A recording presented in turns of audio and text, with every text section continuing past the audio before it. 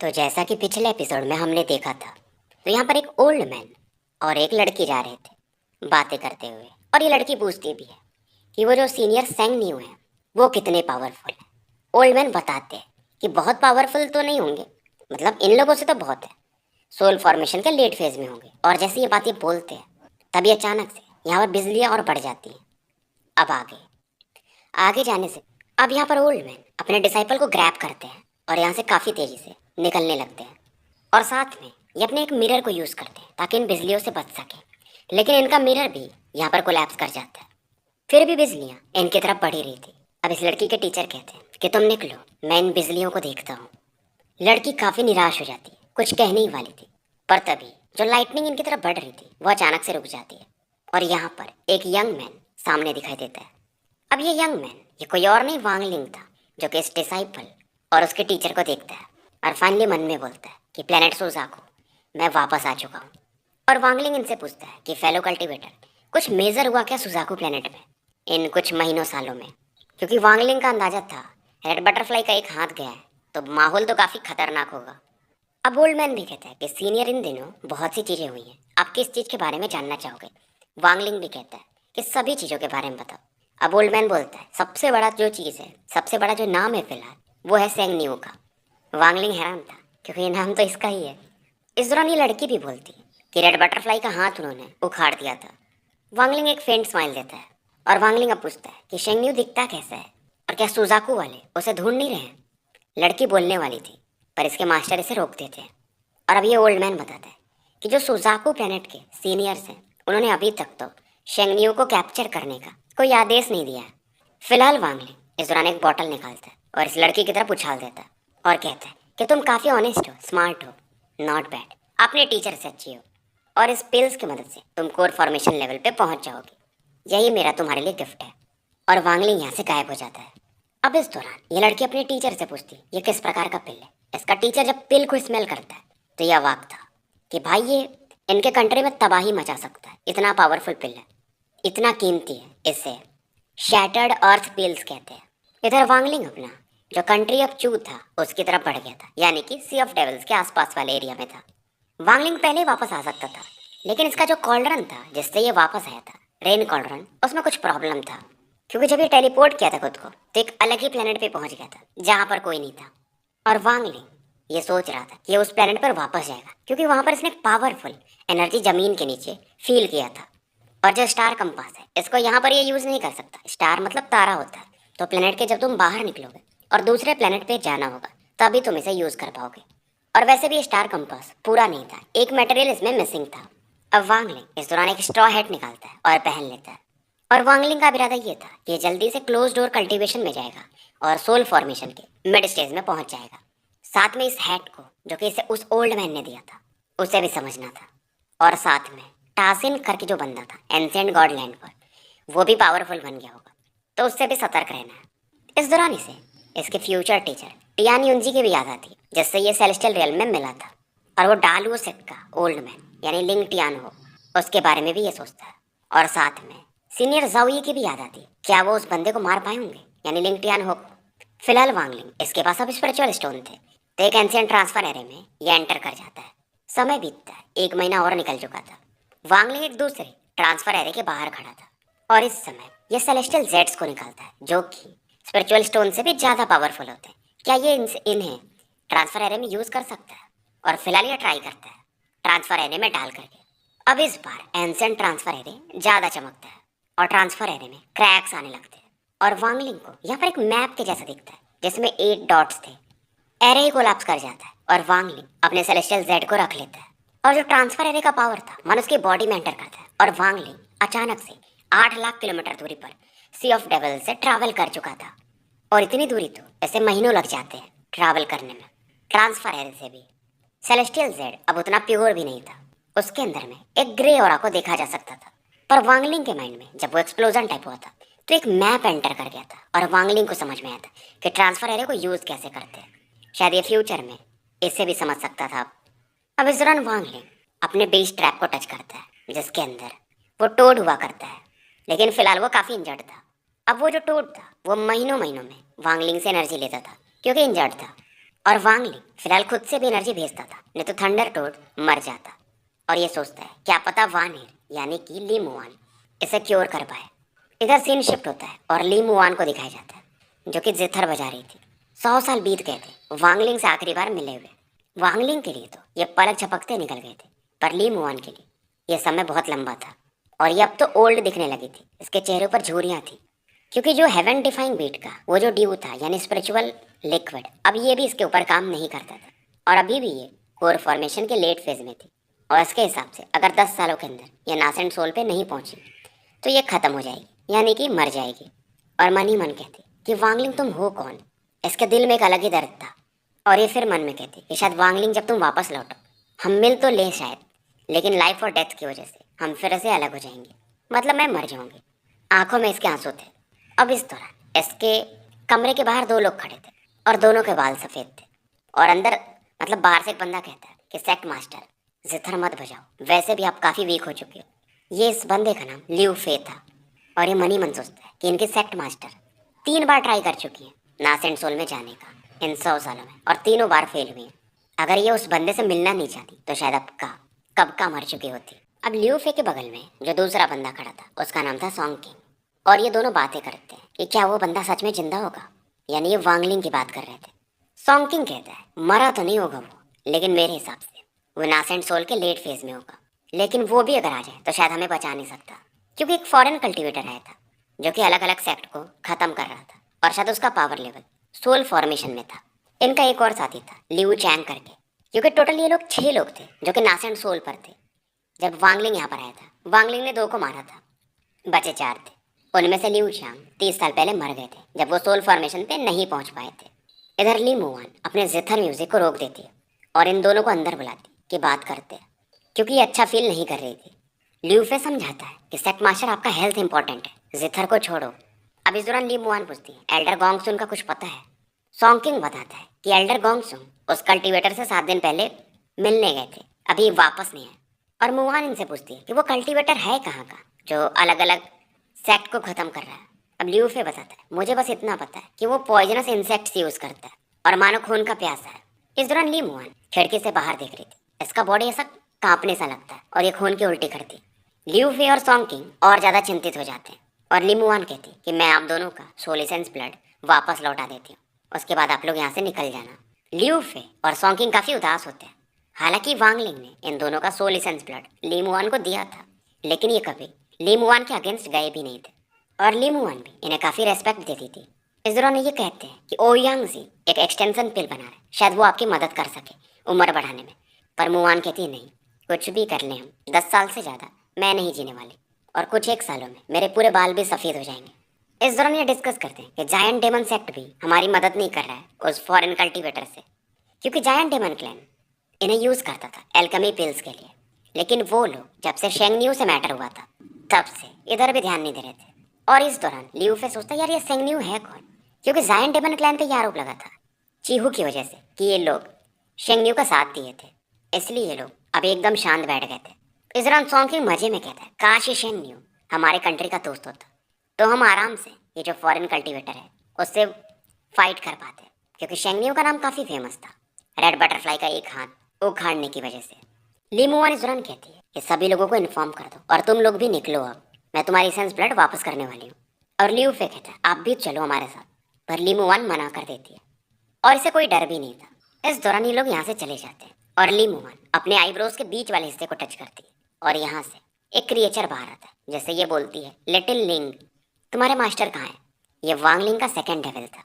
इधर scene shift होता है और वांगलिंग को दिखाया जाता है जो कि फिलहाल सी ऑफ डेविल्स के एरिया में था और ये कंट्री चू की तरफ देखता है और इसका दिल पता नहीं क्यों इसमें अलग से बेचैनी थी, ऐसा इसने कभी फील नहीं किया था। अब ये सोचता है कहीं अंदर का कुछ प्रॉब्लम तो नहीं है, मेरे ओरिजिन सोल्स में चेंज आ रहे हो क्योंकि मैं सेलेस्टियल वर्ल्ड से जस्ट आया हूँ।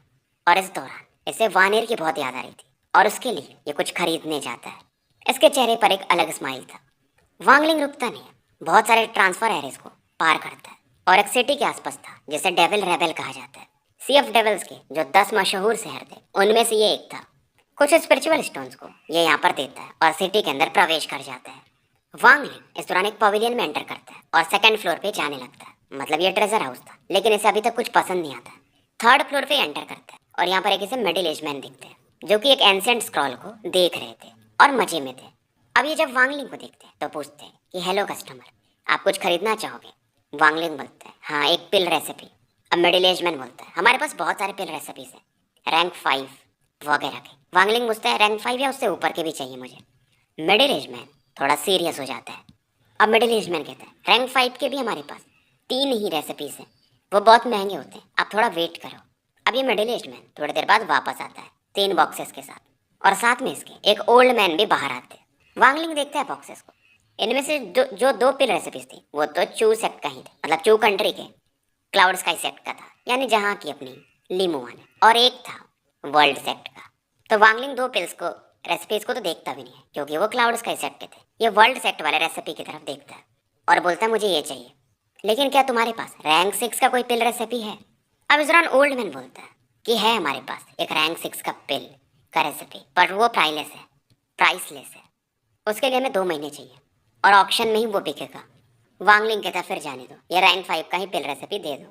अब ये बंदा पूछता है कि आप इसे खरीदने कैसे वाले हो, एक्सचेंज करने वाले कुछ बदले में या स्पिरिचुअल स्टोन देने वाले हो? वांगलिंग सीधा बोलता है स्पिरिचुअल स्टोन।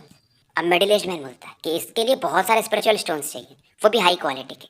अब वांगलिंग उसमें से अपने बैग में से एक आइटम निकाल के इनकी तरफ उछाल देता है, और इस दौरान वांगलिंग एक कोल्ड ऑरा रिलीज करता है। ओल्ड मैन भी अवाक था, इवन इसका नास एंड सोल मानो डिस्ट्रॉय हो जाएगा, और वांगलिंग को अब रोकता ही नहीं। और वांगलिंग एक हाई क्वालिटी का स्पिरिचुअल स्टोन का बस 1/4 हिस्सा इन्हें देता है और यहाँ से निकल जाता है। उसके बाद ये ट्रैवल करते करते चू कंट्री के बॉर्डर के काफ़ी करीब पहुंच चुका था, और बीच में भी ये बहुत सारे रैंक 5 के पिल रेसिपीज अलग अलग कंट्रीज से खरीदता है। और ये मन ही मन सोच रहा था जब ली मुआन अब उसे ये वानेर बोलता है, अगर इसे देखेगी तो काफ़ी खुश होगी। ये फिर से उस टोपी को पहन लेता है क्योंकि इस टोपी के बाद वो इसे पहचान नहीं पाता था। लेकिन वांगलिंग जब चू कंट्री के अंदर पहुंचता है तो क्लाउड स्काई सेट की तरफ देखता है और गुस्से में कहता है तुम मरना चाहते हो, और अचानक से ये यहाँ से गायब हो जाता है। अब इसने किसे कहा था वो हमें आगे पता चलेगा। अब यहाँ पर जांग भाई के बारे में बताया जाता है। इस बंदे ने अपने क्लैन को भी धोखा दिया था। उसके बाद ये 9 घोस्ट डेसोलेट वैली में एंटर कर गया था, 100 सालों तक वहाँ पर रहा, और वहाँ से निकलने के बाद वो सोल फॉर्मेशन लेवल का बंदा बन चुका था, और बहुत सारे सोल फॉर्मेशन के बंदों को मारता भी है, खास करके अपने इंसेक्ट डेमन सेक्ट के लोगों को, और अपने सीनियर्स को भी 9 घोस्ट वैली में ले जाके फंसा देता है। 30 सालों के बाद ये सोल फॉर्मेशन लेवल पे ही था, लेकिन इसे एक रेन कॉल्ड्रन मिल जाता है, और उसकी मदद से ये भी सेलेस्टियल रियल्म वांगलिंग के साथ ही गया था। अगर आपको याद हो तो ये वही बंदा है जो कि वांगलिंग से मदद मांगता है, जिसे हम ब्लड लस्ट कहते हैं, और पतला सा था, हैंडसम था, कोई तो सेलेस्टियल स्टोन उछाल के, बट वांगलिंग इसकी मदद नहीं करता है और वहाँ से निकल गया था। लेकिन जब वो बंदा इसका पीछा करता है तो इसे अपने प्लेनेट सुजाकू पर उसी समय वापस लौटना पड़ता है। और अब जब ये वापस लौटा था तो ये अपने इंसेक्ट्स को यहाँ के लोगों की ऑरा को खिलाने लगा था ताकि और ज़्यादा स्ट्रॉन्गर बन सके। और इस समय इसकी नजरें ये वही बंदा था जो कि अलग अलग सेक्ट को अभी मार रहा था, जिसके बारे में लीमुआन भी पूछ रही थी। और फिलहाल इसकी नज़र अब क्लाउड स्काई सेक्ट पे थी। इसने ये भी सुना था कि वहाँ के सेक्ट मास्टर काफ़ी सुंदर है, उसकी बॉडी में भी मैं अपने इंसेक्ट्स डालूंगा और उन्हें कल्टीवेट करूंगा। और इसने एक नासेंट सोल के लेट स्टेज के बंदे को मार दिया था जो कि क्लाउड स्काई सेक्ट का ही था। ये थे वो सीनियर जिसके बारे में मुआन पूछ रही थी, और इस दौरान इसे एक नाम सुनने को मिला था, वांगलिंग। वो बंदा मरने से पहले बोला था कि यार ये है कौन, जिसके बारे में वो बंदा भी बोल रहा था, वांगलिंग। मैं इससे मिलना चाहूँगा, एक रैंक 3 की कंट्री में इतना फेमस बंदा। और सांग भाई का इरादा ये था कि इनको ख़त्म करने के बाद ये 9 घोस्ट वैली फिर से जाएगा जहाँ पर अपने टीचर और सीनियर्स को इसने फंसाया है और उनकी बॉडी में इंसेक्ट वगैरह डाला है। तो वो इंसेक्ट अब तक कल्टीवेट कर चुके होंगे और उनकी मदद से ये सोल फॉर्मेशन के मिड स्टेज में पहुँच जाएगा। उसके बाद ये बोलता है कि शेंग न्यू, इस बार तो मैं तुमसे बदला लेके रहूँगा, तुमने मेरी मदद नहीं की थी सेलेस्टियल रियल्म में। इसका गुस्सा ये था कि शेंग न्यू ने इसकी मदद नहीं की थी और इसे पूरा इग्नोर मार दिया था। लेकिन इसे विश्वास नहीं था कि शेंग न्यू रेड बटरफ्लाई के एक हाथ को उखाड़ सकता है, और ये सोचता है कि शेंग न्यू से तो मैं ज़्यादा पावरफुल हूँ, तो सुजाकू में सबसे ज़्यादा फेमस मुझे होना चाहिए। इस दौरान ये भी सोचता है कि जो शेंग न्यू का थंडर टोड है वो ज़्यादा खतरनाक है, मेरे इंसेक्ट्स को इजीली मार देता है। लेकिन कुछ भी हो जाए, अगर मेरे पास मेरे किंग इंसेक्ट्स आ गए तो फिर उसका थंडर टोड भी कुछ नहीं कर पाएगा। इधर जांग भाई ये सब सोचते सोचते क्लाउड स्काई सेक्ट के बाहर पहुंच चुका था, और दूर से ही आवाज़ लगाते कि क्लाउड सेक्ट के जूनियर्स मेरी बात सुनो, यहाँ का फॉर्मेशन खोल दो और जो भी तुम्हारे पिल्स हैं मुझे दे दो, और तुम्हारी सेक्ट मास्टर पर्सनली बाहर आनी चाहिए, मुझे ग्रीट करनी चाहिए। अब ली मुआन की भी आवाज़ अंदर से जाती है कि आप पावरफुल हो, सोल फॉर्मेशन के बंदे हो, आप हमें क्यों परेशान कर रहे हो। जांग भाई काफ़ी खुश होता है। अच्छा, तो क्लाउड सेट के सेट मास्टर। और ये आवाज़ सुन के ही काफ़ी हैरान होता है, बहुत प्यारी आवाज़ थी। और इसके मन की जो लालच थी ये और बढ़ गई कि मैं देखना चाहूँगा कि ये वुमेन कितनी सुंदर है। अभी अंदर जाना चाहता था पर यहाँ पर फॉर्मेशंस थे। जांग भाई पूछता, ये फॉर्मेशन तो तुम लोग लगा नहीं सकते, किसने लगाया है। अब ली मुआन भी बताती, ये जायन डेमन क्लैन का है, तो आप उनके लिए एटलीस्ट रुक जाओ। जांग भाई सोचता है जायन डेमन क्लैन, और इसे चीहू का नाम याद आता है। और ये बोलता है अगर मैं इसे तोड़ भी दूँ तो कोई फर्क नहीं पड़ता। और जांग भाई काफ़ी खुश होता है क्योंकि ये जो जगह था क्लाउड स्काई सेट, ये बहुत सारे स्पिरिचुअल स्टोन से बना था। और फिलहाल यहाँ के फॉर्मेशन को ये तोड़ देता है। इसके आसपास 100 फीट का इंसेक्ट का एक दीवार देखा जा सकता है। और कुछ लड़कियां तो बस इसे देख के रोने लगती हैं, जो कि कंडेंसेशन लेवल पे होंगी या फाउंडेशन लेवल पे। और ये अपने इंसेक्ट से बहुत लोगों को मारने भी लगता है। ली मुआन अब फाइनली बोलती रुक जाओ, और इसे काफ़ी गुस्सा आ रहा था। और ली मुआन फाइनली बाहर आती। सांग भाई देख कर कहता है तुम सच में काफ़ी सुंदर हो, तुम्हारा नाम क्या है। ली मुआन बताती कि ली मुआन। ये बताने वाली नहीं थी, लेकिन ये फिर से इनके डिसाइपल्स को मारने लगता है, तो इसे बताना पड़ता है। हालांकि कुछ दिन पहले ये अपने बहुत सारे डिसाइपल्स को यहाँ से दूर भेज चुकी थी। अभी भी ये काम चल रहा था क्योंकि बहुत सारे डिसाइपल्स थे, कितना जल्दी ये लोग खाली कर सकते थे। और अभी भी जो एल्डर्स थे लियू फे और सोंगकिंग, वो गए नहीं थे, वो यहीं पे रुके थे। अब इस दौरान उनमें से एक सीनियर पूछते हैं कि एल्डर जांग भाई आपको क्या चाहिए, आप बता दो बस। जांग भाई सीधा कहता है मेरा डिमांड सिंपल है, मैं तुम सभी को मारने वाला हूँ, तुम्हारे पिल्स ले लूँगा और ये जगह मेरा होगा, यहीं पर अब मैं कल्टीवेट करूँगा। और ये लड़की ली मुआन, ये काफ़ी सुंदर है, ये मेरी दासी बन सकती है। अब ये सुन करके एक ओल्ड वुमेन थी जो कि ली मुआन के पिल्स की वजह से नासेंट लेवल पे पहुंची थी, काफ़ी गुस्से में कहती तुम्हारी इतनी मजाल। जांग भाई को गुस्सा आता है और ये अपने इंसेक्ट से इनके सोल को ही डिवोर कर जाता है। ली मुआन काफ़ी उदास थी और ये खून की उल्टी कर रही थी, पर ये करे तो करे क्या। और जांग भाई तुरंत ली मुआन से बोलता है तुम सच में बहुत सुंदर हो, तुम मेरे इंसेक्ट के लिए एक घर बन सकती हो। ये अपने फिंगर पर अपने ब्लड को कंडेंस करता है जिसमें इसके इंसेक्ट्स हैं और ली मुआन की तरफ इन्हें बढ़ा देता है। पर जैसे इंसेक्ट्स बढ़ते हैं ली मुआन के फोरहेड से एक ब्लैक ऑरा निकलती है और इन इंसेक्ट्स को डिवोर कर जाते हैं। ये था सेकेंड डेविल। इधर ली मुआन इस दौरान कहती है मनी मन कि बिग ब्रदर वांग, शायद हम अगले जन्म में ही मिले। अब ये सुनकर के जान भाई कहते हैं अच्छा ये वांगलिंग है क्या, जिसके बारे में मैंने सुन रखा है, ये चू कंट्री में काफ़ी फेमस है। जिनको भी मैंने मारा था वो उसी बंदे का नाम ले रहे थे कि वो तुम्हें छोड़ेगा नहीं। कौन है ये बंदा, मैं भी इससे मिलना चाहता हूँ। पर तभी पीछे से आवाज़ आती है कि वो मेरी वाइफ है और मैं हूँ वांगलिंग। और यह आवाज़ काफ़ी कोल्ड थी, जान भाई के पीछे प्रकट होती है और जान भाई को पता भी नहीं चलता है। इधर जान भाई ने ल्यूफे की भी बॉडी में कुछ इंसेक्ट्स डाले थे, पर अब ये इंसेक्ट्स मरने लगते हैं। और ल्यूफे अवाक था, ये तो वांगलिंग है। सोंगकिंग के भी चेहरे पर एक मुस्कान थी। हालांकि इस बंदे में चेंजेस आए थे, यानी अपने वांगलिंग में, पर इन्हें ये अभी भी पहचान सकते थे। ली मुआन भी इस बंदे को एकटक देख रहे थे, आंखों में एक आंसू था, खुशी का आंसू।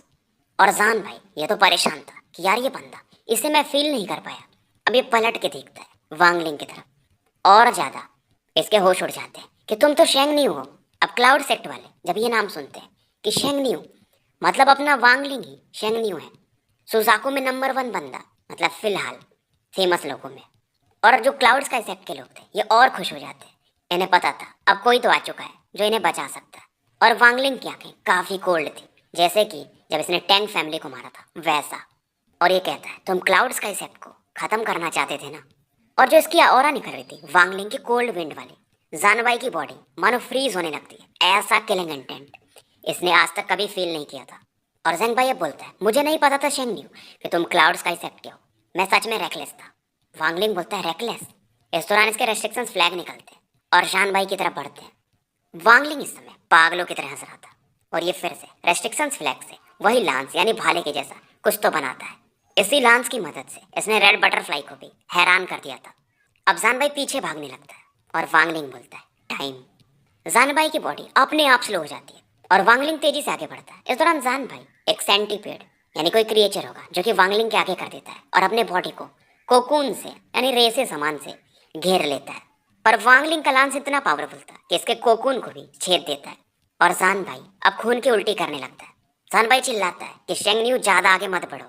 जान भाई यहाँ पर टेलीपोर्टेशन टेक्निक यूज करता है, भागने वाला था, पर वांगलिंग सीधा बोलता है डोमेन अटैक।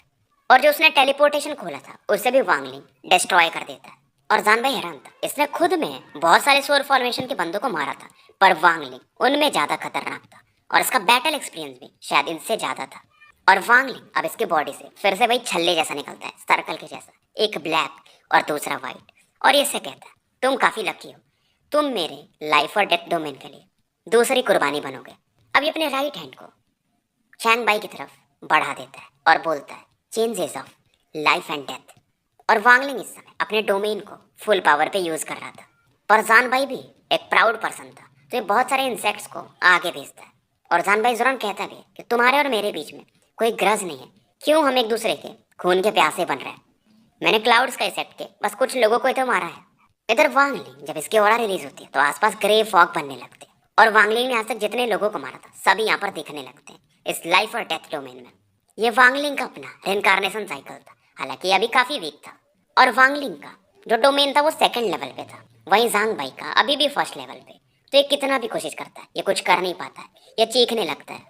इसका जो सेंटीपीड था वो भी मारा जाता है, और फिलहाल ये अपने ओरिजिन सोल के साथ यहाँ से भागने लगता है। वांगलिंग बोलता है एरोगेंस, और यहाँ पर वांगलिंग एक वॉर्टेक्स जैसा बनाता है और इसके ओरिजिन सोल को भी डिवोर कर जाता है।